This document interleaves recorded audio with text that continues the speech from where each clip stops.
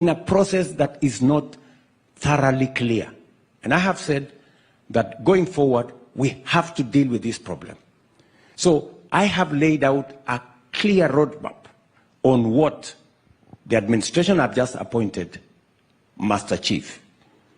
I know you have said we must respect the Constitution, which we must.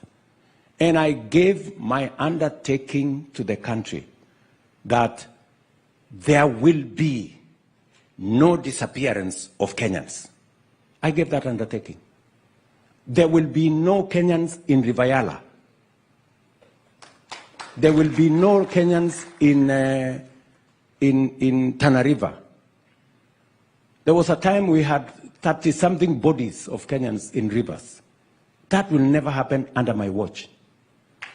And I have said this with clarity. If there is any Kenyan who has disappeared, I want people to step forward and say, Kenyan so-and-so has disappeared.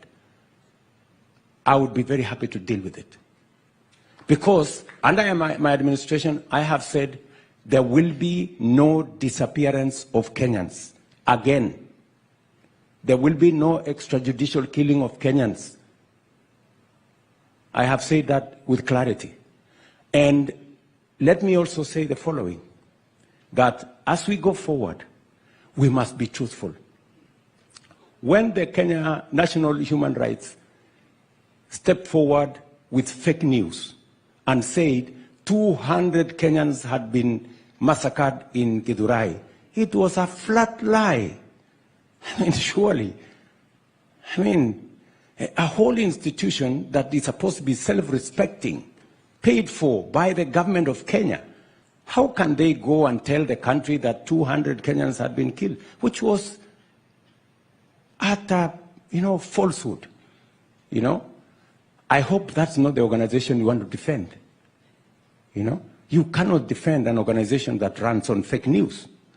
And I will call them out, as Kenyans should call them out. We must stick to what is true. 42 Kenyans died, very unfortunately, in the events of the last 1 month. They shouldn't have died. Some of them in situations where the police were involved. Some of them in situations where criminals were involved. Some of them in different situations. All those situations are under investigations. And I have given undertaking that the government of Kenya will support those families, even as we get to the bottom of what happened in those situations. I have also undertaken that there are Kenyans who unfortunately lost property. We are also going to support them because it was nothing of their doing that occasioned all that happened to happen.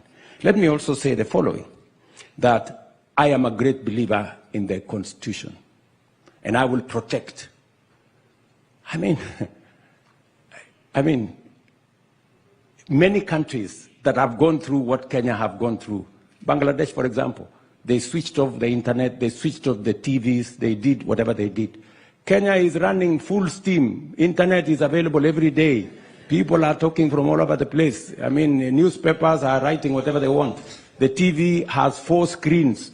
They are showing what's happening in Kondele, what's happening in where. I mean, what further freedom, surely, would you ask from me? I have the machinery to switch them off. I did not switch them off. Because I am a believer in the rule of law. And I am a believer in free media. That's why the media can go out and demonstrate and call me names and do whatever they want. Doesn't bother me. But that is what freedom is about. That's what democracy is about. So I am very clear about what Katra has said. All you have said that has really come to me is the young people who were out there did not have colors of parties.